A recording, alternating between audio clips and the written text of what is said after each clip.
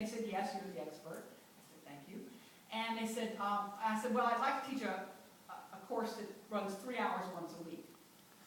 And I noticed that you don't have any night classes. So classes at the Graduate School of Business at Stanford started at 8 in the morning, and the last class was over at 5, and that was it. Okay? I said, so it shouldn't be a problem, since nobody teaches night classes. I'll teach from 6 to 9. Okay? I won't compete with anybody. There's no night classes. And the associate dean said to me, Professor Neal, you're new. I go, yeah. And he said, you don't understand. And I said, well, what do you mean? He said, well, we don't have night classes for a reason. I said, really? What's the reason? He said, well, because you're new, you probably don't understand that Stanford has one of the top 100 golf courses in the U.S.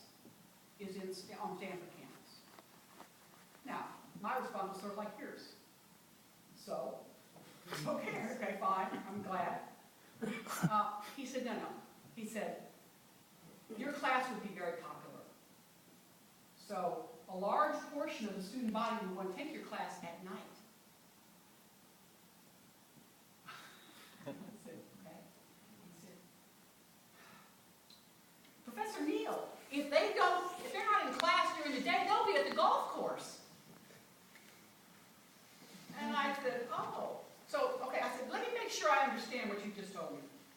I said, you've hired me to be here because of the expertise, and one of those components of my expertise is my ability to teach negotiations successfully. He goes, yes. I said, so I tell you I need a 3-hour class, and you say, we can't do that because we need to have you be what we call in loco parentis, a parent locally when the parents are elsewhere. For these MBA students so they won't play golf, right? I'm supposed to be the adult to keep them from playing golf, and that's why you won't let me have the class I need? And he goes, it sounds really bad. I go, yes. I said, can I have my 3-hour class? He goes, yeah, I guess you can. No one had ever questioned why they didn't have night classes, right? Because it was just part of the culture. And I questioned it, and they were like, no, you can't have night class. These kids will play golf. And I go, that's my job. My job is to teach in the best possible way I can, not to figure out that you shouldn't be playing golf. They're 28-year-olds. They have choices. Let them make that choice. Right? What happened? Well, I didn't know the good old days.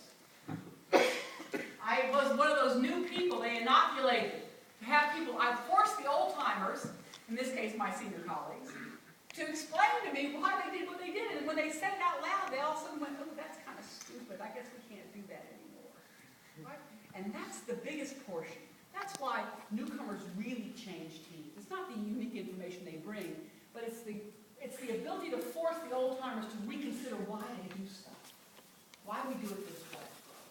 And let me suggest that as you move to getting more and more teams that are diverse, you really need to think about being explicit about what the goals and values of the team. Because while teams can handle a lot of diversity, where teams cannot handle diversity is a diversity of goals and a diversity of values. To the extent that I believe that you and I have common goals that we care about in the service of the team, I can take you having conflict in how we get there, disputes on how we get there, as long as I agree that we have common goals. If I don't believe your goals are consistent with mine for the good of the team, then I am not going to be very accepting of differences. So that first team meeting needs to be an explicit examination and declaration of what is our goal, what is our mission, and how will we get there. Right? We need to have that consistency. Because the more we're consistent on that, the more we are willing, we're agnostic about how we get there. And that's what you need in team, because you need that divergence of opinion to be expressed. Not just to exist, but actually be expressed. All right, any questions? Yes, sir.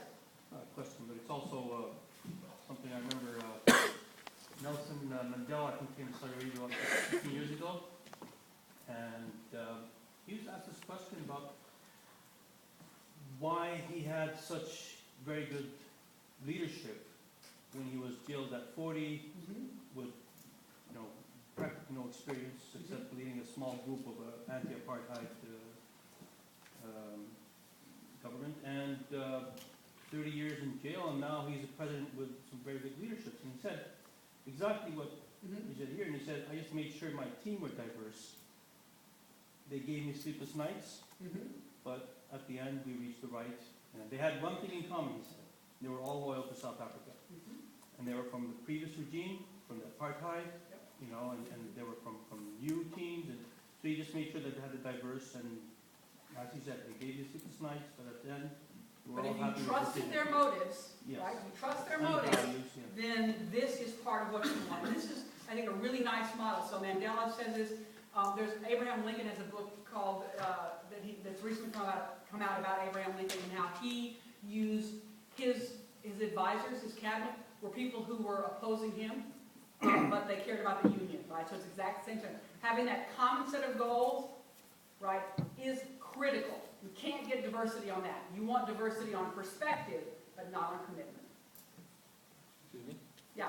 So you're suggesting that if I have 5 potential members that I want to inject in my future group, it's better not to bring them all along the same time, but maybe approach the first one, explain to them, and inject So, one by one you know, so that each one will bring new perspective. I would like, if I had my ability, I would have a diverse team to begin with and then have ways to bring folks in. Now, there are lots of different ways to bring in newcomer perspectives. One could be, as you suggested, right, consultants could come in, because they could be transient members, right? And they ask you, why are you doing this? And you can explain, right? Tell us about this problem. So you could have transient members.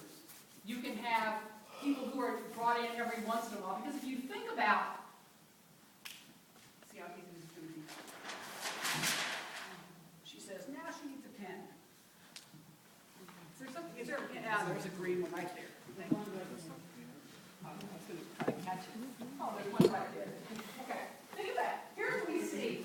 If you look at the data about team performance. So let's talk about this. And you can decide what team performance is for your team. This was the problem-solving capability of these teams. And this is time. And what this study found was that teams had an arc to their capability that looks like that. So what they had was, this is sort of the startup costs that teams have to pay.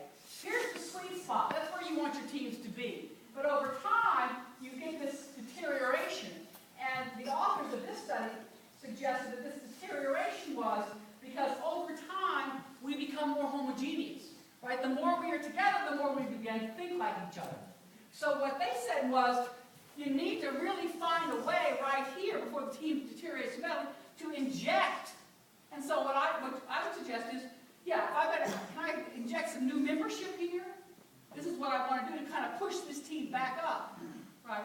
And then, but understand, and the kind of thing I tell my students is, when you're able to predict accurately what your colleague is going to say next, your team's been together too long. Or when you look forward to your team meetings because they're so much fun, you get to catch up with everybody. Your team's been together too long. Teams are not comfortable, problem-solving teams are not comfortable vehicles. And then when they become comfortable, it's your first code. Ooh, we got to do something. So yeah, I would have a mechanism for being able to move the team into getting new members on a regular basis. Okay, I've been told I have to stop, so maybe I have a last question there. How does this work for startups, for really new teams? Part of it is what's the timeline, right? So for really new teams, you've got a lot of startup costs, right, that you're going to carry on early on. The problem with startups is they typically are way too homogeneous for the problems they have to solve. Because how does an entrepreneur bring his team along, or her team along? It's their friends, right? You've got to be really, really careful. Because what you're going to do is, you're going to all think alike, you're going to all sort of have the same perspective, and you're going to go off, you could go off on the wrong tangent. Because no one's there saying, wait a minute. So part of what you have to do, you may want to have more consultants or advisors, because your natural predilection is going to be way too much homogeneity.